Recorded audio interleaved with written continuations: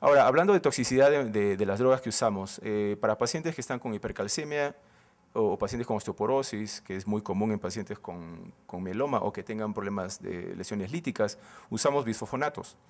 Ahora, usamos bastante ácido zoledrónico, pero también usamos pavinonato, y cualquiera de estos dos pueden causar daño renal adicional. Ahora, para evitar estos problemas, nosotros tenemos que ajustar la dosis de ácido zoledrónico, ¿no? Entonces, hay como una escala, un sliding scale, dependiendo de qué tan mal esté el eGFR, se le baja la dosis, ¿no? del ácido zoledrónico. Para el pamilonato, este problema renal está asociado usualmente con altas dosis de pamilonato. Entonces, si le damos unas dosis un poco más bajas, 45, 60 en lugar de 90, probablemente tengamos menos probabilidad de correr riesgo de tener problemas en aspectos renales. Ahora, tengan en cuenta que NSAIDs, ACE inhibitors, inhibidores de renina-angiotensina o furosemida, contraste, todos estos medicamentos o procedimientos que hacemos en el paciente puede precipitar mieloma kidney. O sea, encima que el paciente tiene mieloma kidney, puede uno inclusive hacer más daño si no tiene cuidado con las medicinas que uno está utilizando. Ahora, ¿realmente importa? ¿Importa saber si es que el paciente tiene mieloma kidney, amyloid kidney o MIDD, todos estos términos fantásticos? Y la respuesta es sí, porque los pacientes con MIDD son más jóvenes que los pacientes que presentan con nefropatía de cristales o amiloidosis. Ahora, síndrome nefrótico es mucho más común en amiloidosis que en MIDD. Y albuminuria es la mayor en amiloidosis y la más baja en nefropatía de cristales. Ahora, la sobrevida también cambia. Si el paciente presenta con mieloma kidney, la sobrevida es aproximadamente 44 meses. Pero si el paciente presenta con MIDD, la sobrevida es aproximadamente 5 años. Entonces hay una diferencia. ¿No? Entonces nosotros sabemos de que el daño renal es pronóstico en pacientes con mieloma. Y eso no se refleja mucho en el nuevo sistema de estadiaje que se está utilizando, pero en el Dury-Salmon se utilizaba, ¿no? El daño renal. Y si uno se pone a pensar un poquito más al respecto, la beta-2 microglobulina realmente está filtrada por el riñón. Y el hecho de que esté elevada a veces no solamente significa que hay una gran cantidad de enfermedad, pero también añade el factor del daño renal que el paciente puede estar experimentando en ese momento y da un riesgo mayor. Entonces, realmente sí importa saber qué tipo de problema renal el paciente está teniendo. Entonces, una biopsia cuando se puede hacer, es lo indicado, obviamente revisada por un patólogo que tenga experiencia y tratando de ver exactamente lo que tiene que verse. Ahora, en Waldenström's la historia es un poquito diferente. También podemos ver nosotros amiloidosis, como en el anterior, y podemos ver depósitos de cadenas ligeras o de cadenas pesadas, pero también podemos ver depósitos de IgM, que eso es diferente. Eso obviamente, mieloma IgM es muy raro, es extremadamente raro, casi no lo vemos. Entonces, problemas con IgM es mucho más común verlo con Waldenström's. Y crioglobulinas también. Y es más común ver el linfoma infiltrando el parénquima renal también. Entonces hay una serie, y también podemos ver mieloma kidney aquí. Entonces en Waldenström's uno puede tener Waldenström's in the kidney, un mieloma kidney y un amyloid kidney al mismo tiempo. Y lo hemos visto. Entonces tenemos pacientes en los cuales y este paper ya va a salir. Hemos visto pacientes que tienen hasta 4 cosas diferentes de Waldenström's, 4 daños diferentes al riñón. Y todos están manifestados al mismo tiempo. También podemos ver macroangiopatía trombótica, enfermedad de cambios mínimos, nefropatía membranosa.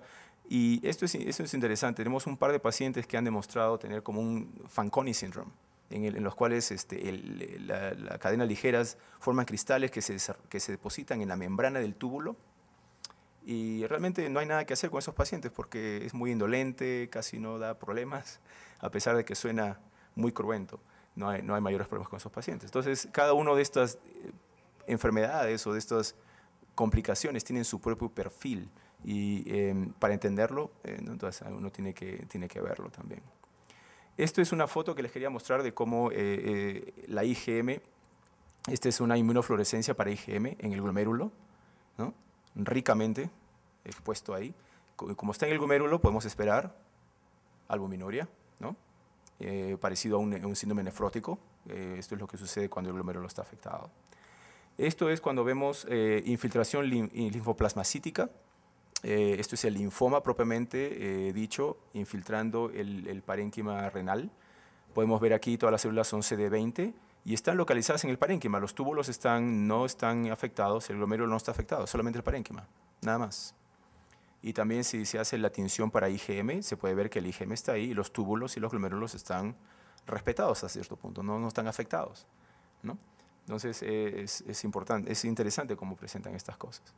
Y el último que les quería mostrar es una microangiopatía trombótica. Les quería mostrar esto porque si ustedes recuerdan la foto que les mostré del amiloide, se ve bastante parecido en el glomérulo, ¿no? Una deposición de un material, ¿no? que no tiene ni forma ni razón.